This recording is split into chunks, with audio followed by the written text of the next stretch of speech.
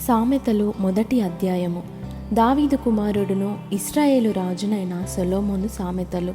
జ్ఞానమును ఉపదేశమును అభ్యసించుటకును, వివేక సల్లాపములను గ్రహించుటకును, నీతి న్యాయ యథార్థతలను అనుసరించుటయందు, బుద్ధి కుశలత ఇచ్చు ఉపదేశము నొందుటకును, జ్ఞానము లేని వారికి బుద్ధి కలిగించుటకును, యవ్వనులకు తెలివియు వివేచనయు పుట్టించుటకును తగిన సామెతలు.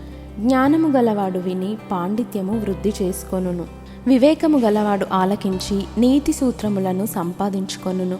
వీటి చేత సామెతలను, భావసూచక విషయములను, జ్ఞానుల మాటలను, వారు చెప్పిన గూఢ వాక్యములను జనులు గ్రహించుదురు. యెహోవాయందు భయభక్తులు కలిగియుండుట తెలివికి మూలము. మూర్ఖులు జ్ఞానమును ఉపదేశమును తిరస్కరించుదురు.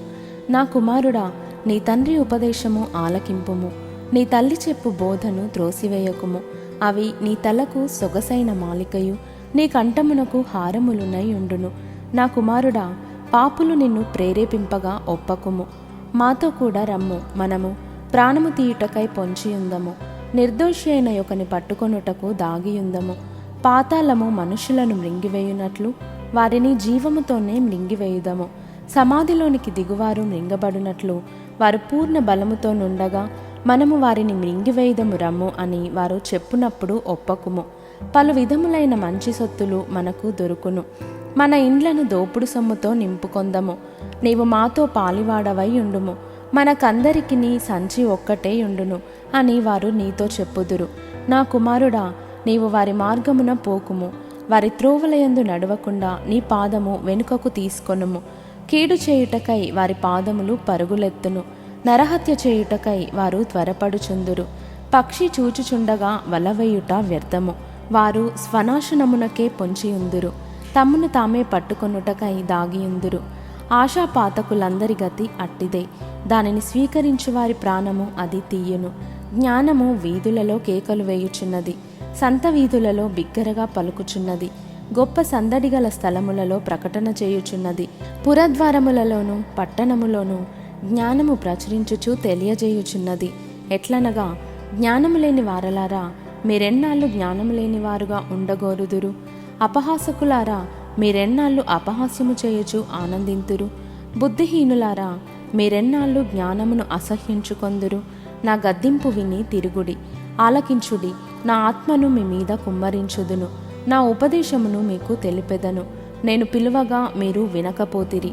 నా చేయి చాపగా ఎవరునూ లక్ష్య పెట్టకపోయిరి. నేను చెప్పిన బోధ ఏమియో మీరు వినక త్రోసివేసితిరి. నేను గద్దింపగా లోబడకపోతిరి. కాబట్టి మీకు అపాయము కలుగునప్పుడు నేను నవ్వెదను. మీకు భయము వచ్చినప్పుడు నేను అపహాస్యము చేసేదను. భయము మీ మీదికి తుపాను వలె వచ్చినప్పుడు, సుడిగాలి వచ్చినట్లు మీకు అపాయము కలుగునప్పుడు, మీకు కష్టమును దుఃఖమును ప్రాప్తించినప్పుడు నేను అపహాస్యము చేసేదను. అప్పుడు వారు నన్ను గూర్చి మొర్రపెట్టెదరు గాని నేను ప్రత్యుత్తరమియ్యకుందును. నన్ను శ్రద్ధగా వెదకెదరు గాని వారికి నేను కనబడకుందును. జ్ఞానము వారికి అసహ్యమాయెను.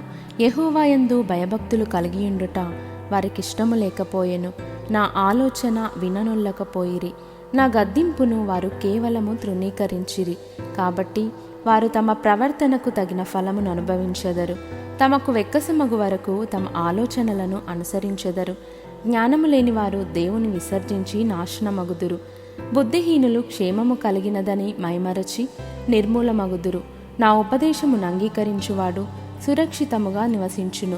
వాడు కీడు వచ్చునన్న భయము లేక నెమ్మదిగా నుండును.